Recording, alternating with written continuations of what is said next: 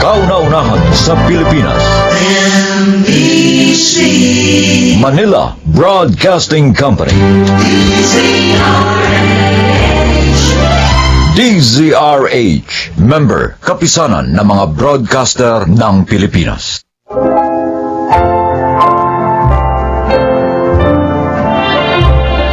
Mga kaibigan, sa araw na ito, inyong maririnig ang kwento ng isang haligi ng tahanan na nawili sa mga huwad na kasiyahang likha ng pagkita niya ng maraming pera.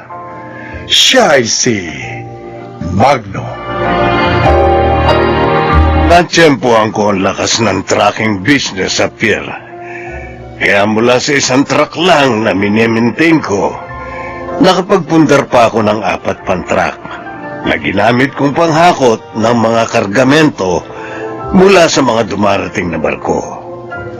Maswerte kasing nagkaroon ako ng koneksyon sa mga shipper. Kung kaya naging madali na sa akin ang pagpapatakbo ng negosyo ko sa pantalan.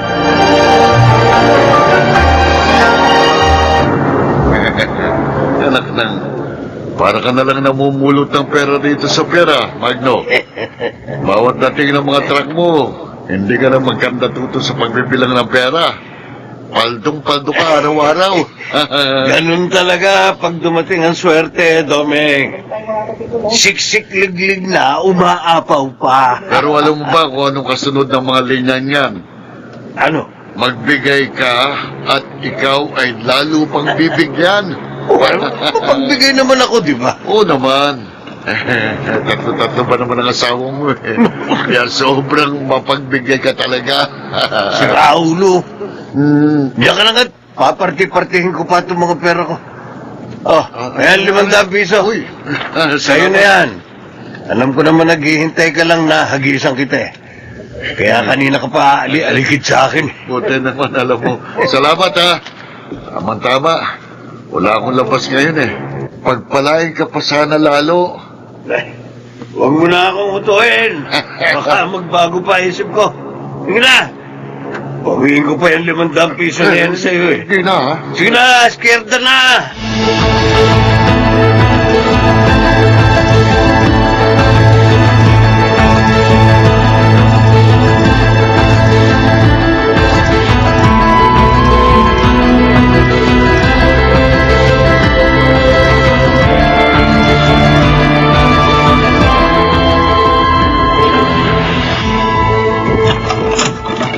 Oh, negro. Ba't ka nandito? Ano problema mo? Kung makasita naman kayo, parang inis na inis kayong makita ako, haling pa rin. Eh, kasi nga parang nakikita ko yung pagmumukha ni Magno. Pag nakikita rin kita, nabubuisit ako sa inyo pareho. Dumaan lang naman ako rito para ibigay itong sustento nyo eh. Pero, huwag daw niya siyang hintayin mamaya. Dahil hindi na raw siya uwi dito. Ano naman bago rin sa amo mo? Saka hindi ko naman talaga siya hinihintay umuwi. Umuwi siya kung saan niya gusto. Mabuti nga yun. Wala akong pagsisilbihan. Ang sarap kaya nang walang pinagsisilbihan. Haling pa rin. Kahit na ano pa ang sabihin nyo, pagdating ng araw, sa inyo at sa inyo pa rin uuwi si Mang Magno. Di ba? Sabi nga ng iba, pagkahaba-haba man daw ng posisyon. Ay, naku, tama na, tama na. Ang mabuti pa, ibigay mo na sa akin yung pera. Pagkatapos, umalis ka na. Cho! Hindi ako nang marinig pa yung mga sinasabi mong prosesyon na yan. Hindi ako interesado!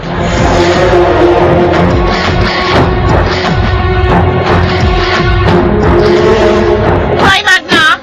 Baka akala mo, hindi ko alam yung tungkol sa babaeng taga-Biraw sa tinira mo sa barangay 123, no? Ang bilis mo talaga sa balita, no, Betty? Nako! Wag ko lang mababalitaan na mas malaki iniintrega mo sa kanya. Number 3 lang siya, ako number 2. Wag siyang ano, ha? Umayos ka rin. O ano?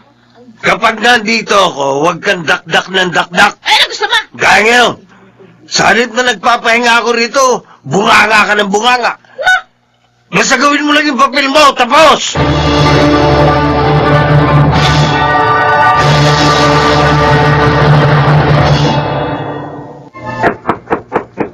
Mabel! Mabel! Oh, Negro, ikaw pala. Inutusan kasi kung mamalengke ni Mang Magno ng pang-igado. Bigay ko raw sa'yo para iluto mo rito. Kasi dito raw siya uuwi mamayang gabi. Ay, naku, paano ba yan? Hindi ko alam iluto yan eh. Tsaka hindi talaga ako marunong magluto ng kahit na ano. Naku, mag-aaral ka, Mabel. Kung gusto mong mas kagiliwan ka pa ni Mang Magno, mag-aaral ka magluto.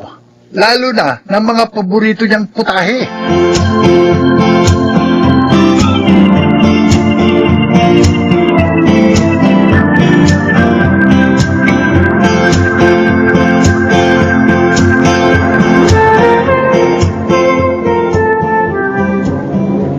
Magno, bakit? Anong nangyari sa mga truck mo?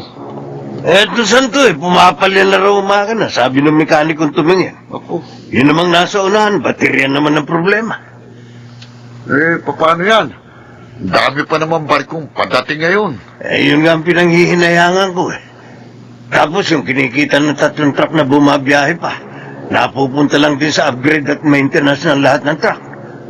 Nitong huli puro gastos ang inabot ko sa mga truck ko. Ang mahirap pa, kapag nasingitan ka ng ibang tracking sa shipper, malaki talaga mawawala sa'yo. Wala naman akong magagawa kapag ganun ang nangyari. Karapatan ng shipper na kumuha ng serbisyo ng ibang tracking. Lalo na kung dagsa ang mga kargamento.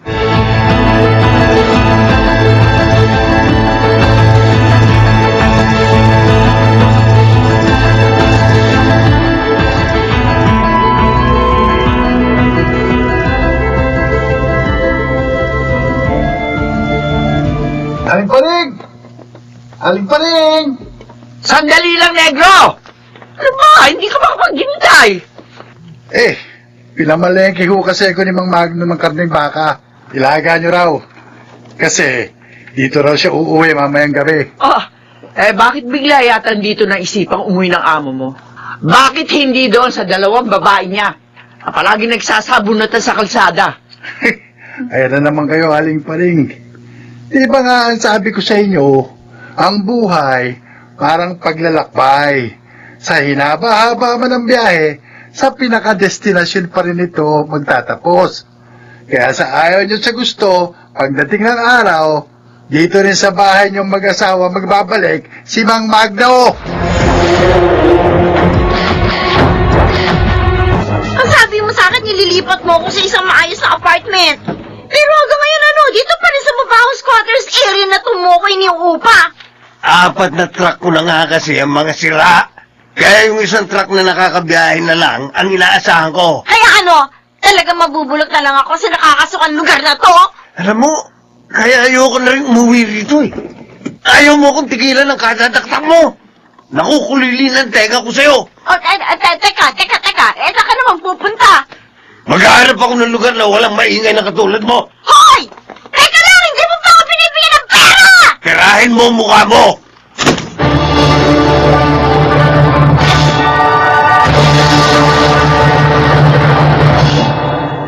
Okay lang yun. Talaga namang ayoko na makisama pa dyan kay Magno. Total, hindi naman niya matutustusan yung mga kapritsyo ko. Natural. Hahanap ako ng ibang bubuhay sa akin, ano? Ganun talaga ang buhay, Betty. Wala naman talagang permanente. Alam ko yan, Negro. Hindi mo na kailangan sabihin sa akin yan. Ako pa. Kabisado ko na ang buhay. Ako nga, nalungkot din na masira ng lahat ng truck ni Mang Magno. Kasi nga, doon din ako umaasa sa ikabubuhay namin ng nanay ko. Hindi ko rin napaghandaan ang pangyayari. Masyado rin kasi akong nauwili sa madaling pagkita ng pera. Sipin mo, abot-abot ang perang sumasampa sa mga kamay ko.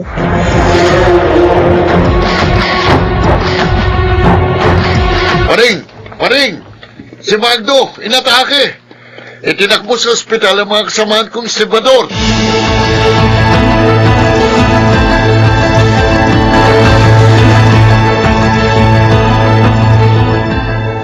Mild stroke lang naman ang tumama sa'yo.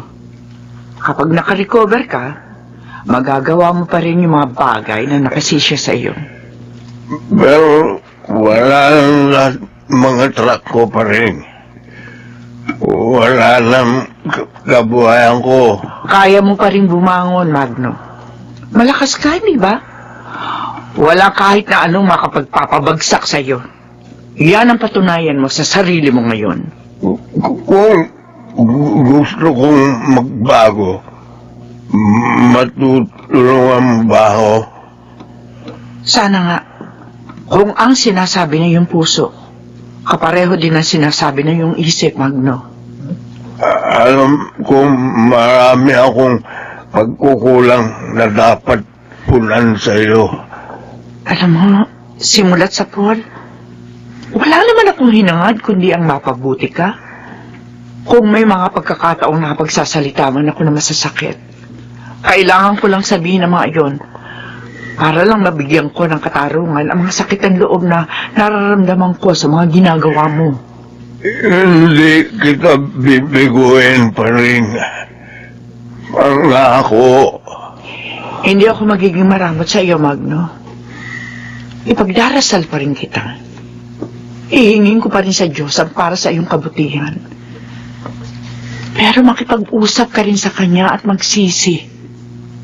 Tanging siya lang ang tunay na makatutulong sa iyong pagbabago.